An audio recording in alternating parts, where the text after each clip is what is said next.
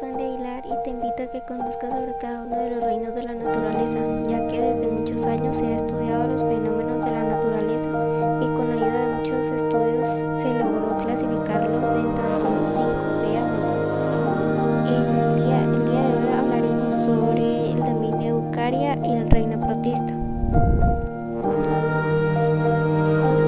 El dominio Eucaria se divide en 4 reinos: protista, fungi, plantea y animalia. Estudiaremos algunas características de acuerdo a la forma como obtienen y almacenan energía. 1. Protista. Se encuentran en lugares húmedos o acuáticos como en lodo, ríos, mares, suelo húmedo, etc. Observe alguno de estos organismos en el dibujo de la gota de agua. Hay distintos tipos de protistas. Protista tipo animal, protosaurios, se alimentan de otros organismos y algunos son parásitos como el plasmodium, que ocasiona la malaria. Algunos protosaurios se desplazan y atrapan el alimento por cilios hasta llevarlo a la cavidad oral. Protista tipo hongo.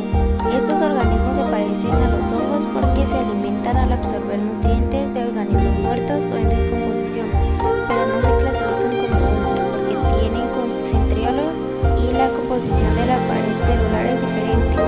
Un ejemplo es el moho acuático. Protistas tipo planta, algas. Realizan fotosíntesis, algunas se alimentan de otros organismos y otras son parásitos que producen oxígeno y alimento para los ecosistemas acuáticos. Las algas unicelulares viven en agua dulce y agua salada. No tienen pared celular. Un ejemplo es la euglena. La mancha ocular les sirve para buscar la luz y poder realizar fotosíntesis. Y esto es lo que hemos aprendido el día de hoy del dominio Eucaria y el reino protista. Y por último, como tema de interés, tenemos ahora la marea roja. ¿Ha escuchado en las noticias que no se debe comer mariscos cuando hay marea roja? ¿Qué es la marea roja? ¿Cómo se afecta al ser humano? La marea roja se forma cuando hay un crecimiento explosivo de microalgas, específicamente de dinoflagellados, que tienen pigmentos rojos fotosintéticos, y los dinoflagellados pertenecen al reino protista.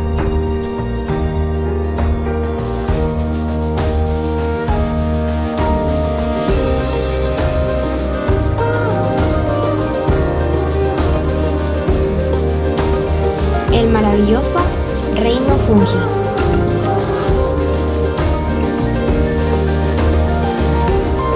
¿Te has preguntado cómo se alimentan los hongos?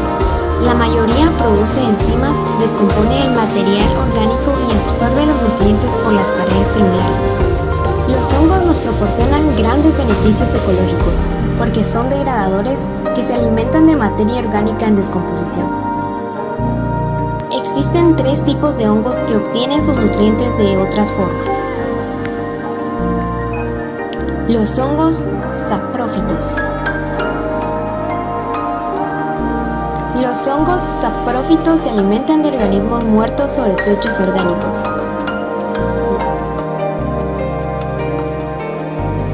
Degradan material y lo eliminan, devolviendo al suelo nutrientes inorgánicos y minerales, que serán utilizados nuevamente por la cubierta vegetal. Algunos hongos son un alimento muy codiciado, rico en vitaminas y minerales. Como ejemplos se encuentran las setas comestibles, los champiñones, las colmenillas, las trufas y el huitlacoche. Asimismo se utilizan para hacer pan, quesos y algunas fermentaciones con el pulque, cerveza y vinos. Los hongos producen sustancias que son utilizadas en la medicina, como el penicillium, que producen antibióticos para curar las enfermedades bacterianas. Los hongos parásitos. Los hongos parásitos viven o colonizan animales, vegetales u otros hongos sobre los que provocan enfermedades e incluso la muerte.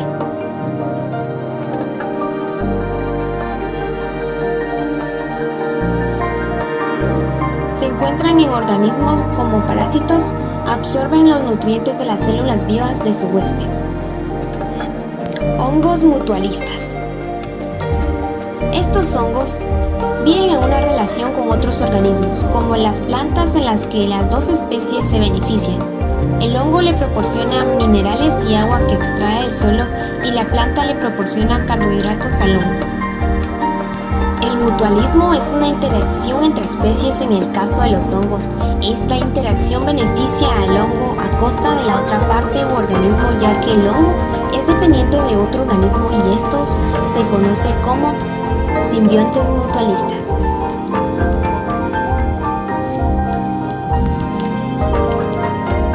Esto fue el maravilloso mundo del reino fungi.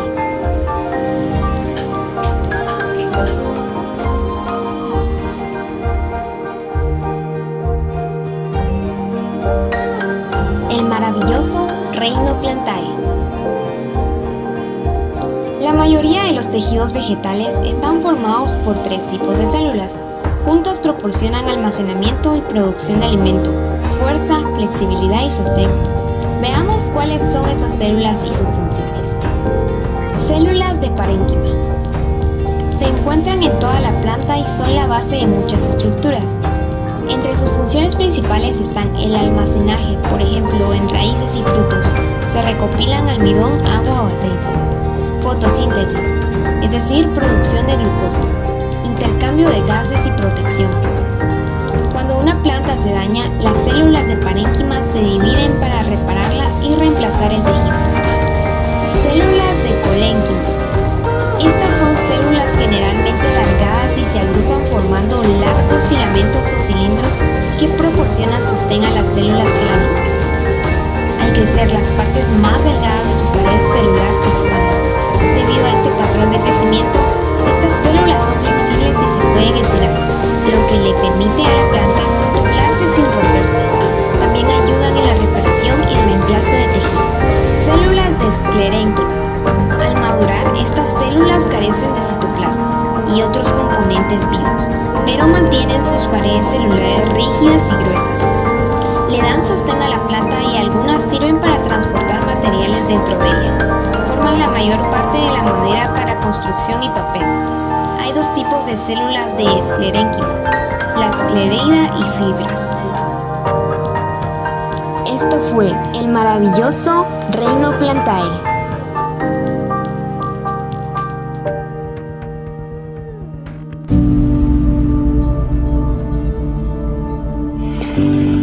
Tejidos vegetales. Un tejido es un grupo de células que trabajan juntas para realizar una función de acuerdo al tipo de función. El tejido de una planta puede estar compuesto de uno o varios tipos de células. Las plantas tienen 4 tipos diferentes de tejidos: meristemático, dérmico, vascular y fundamental. Veamos cuáles son sus funciones. Tejido meristemático. La mayor parte del crecimiento de las plantas es por la producción de células de este tejido. Estos tejidos forman los meristemos, región en donde sucede una división celular rápida. A medida que estas células maduran, pueden desarrollar muchos tipos diferentes de células vegetales, lo que les permite fabricar nuevos tejidos y órganos. Tejido dérmico. La capa de células que forman la cubierta exterior de una planta es el tejido dérmico o epidermis. Protege a las células interiores, limita la transpiración, secreta algunas sustancias, almacena otras e intercambia gases con el medio ambiente. Las plantas pueden presentar varias adaptaciones en su epidermis. Por ejemplo, puede darle a las hojas una apariencia de pelusa y proteger a la planta de insectos y animales depredadores. Tejido vascular. En una planta, el transporte de agua, alimento y sustancias disueltas es la principal función de 2 tipos de tejido vascular, que es el xilema y el floema.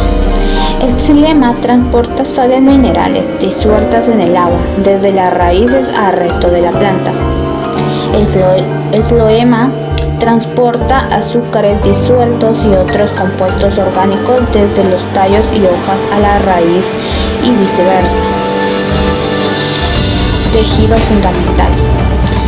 Este tejido está formado por células de parenquima, colenquima y esclerenquima y tiene diversas funciones que incluyen la fotosíntesis, almacenamiento y el sostén de la planta. La mayor parte de una planta está compuesto por este tejido.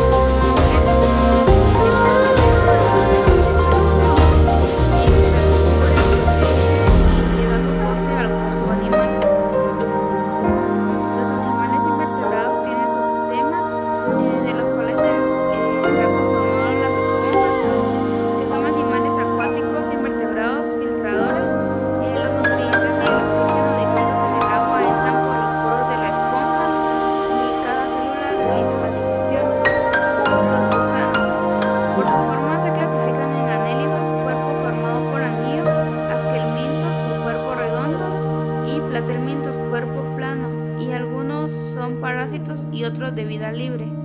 Los moluscos también forman parte de esta subdivisión y los moluscos en la parte de la boca de la mayoría se encuentra un órgano parecido a la lengua con filas de dientes llamado rádula y este sirve para raspar alimentos y llevarlos a su boca. Dentro de los moluscos se encuentran las almejas, que son animales filtradores, pero estos no tienen rádula. Los artrópodos pueden ser herbívoros, carnívoros, filtradores, omnívoros o parásitos. La mayoría posee un par de apéndices llamados mandíbulas que sirven para morder y masticar. Y por último, pero no menos importante, están los equinodermos. Muchas especies de estrellas de mar sacan el estómago por la boca para comer su presa. Arrojan enzimas digestivas sobre su comida y luego la llevan a su boca. Los lirios de mar extienden sus brazos para atrapar los alimentos.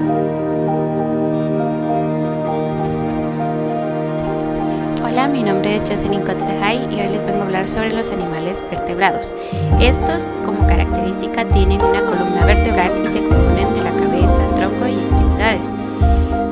Estas se clasifican en 5. Están los peces, anfibios, reptiles, aves y mamíferos. Los peces. La mayoría de los peces traga su alimento entero. La digestión empieza en el estómago y tienen unas pequeñas bolsas que producen enzimas para la digestión y absorción de nutrientes hacia la torre de sanguíneos. Estas bolsas se llaman cilios pilóricos. Estos están compuestos por un exoesqueleto, el cual les brinda la movilidad dentro del agua. Los anfibios. Los anfibios pueden ser las ranas, sapos, salamandras, tritones, cecilias. Algunos son sin patas. La mayoría de las que son sin patas son anfibios modernos, son llamados anfibios modernos, ya que no tienen pata. Ellos se alimentan de ranas, larvas. Estas son carnívoras, entonces por lo cual muchas veces incluso se llegan a comer entre ellos. Algunos anfibios sin patas y salamandras usan sus mandíbulas para capturar a su presa. Las ranas y los sapos usan la lengua largas y pegajosas para conseguir su alimento. Los reptiles. Existen reptiles carnívoros como los cocodrilos y los herbívoros como las iguanas y las tortugas. Algunas tortugas son también omnívoras. Los reptiles herbívoros no tienen dientes, especializados para masticar las plantas, por lo cual tragan piedras para ayudar a la digestión. Las piedras se mueven en el estómago ayudando a mover los alimentos. Esto ayuda a una mejor digestión de los alimentos, ya que ellos solo comen plantas. Aves. Algunas aves son carnívoras o carroñeras o herbívoras. Las aves no tienen dientes y tragan sus alimentos, por lo cual su aparato digestivo está adaptado. La mayoría tiene una cavidad de almacenamiento de alimentos llamado buche. Se encuentra en la base del estómago. Los alimentos pasan al estómago y luego a un saco muscular grueso llamado molleja. Ahí, gracias a los movimientos musculares, las pequeñas piedras que se encuentran en la molleja se trituran el alimento. Las aves también están formadas por un exoesqueleto, el cual les permite volar. Este exoesqueleto en la parte interna del hueso es un hueso hueco, por lo cual permite que ellas sean más livianas.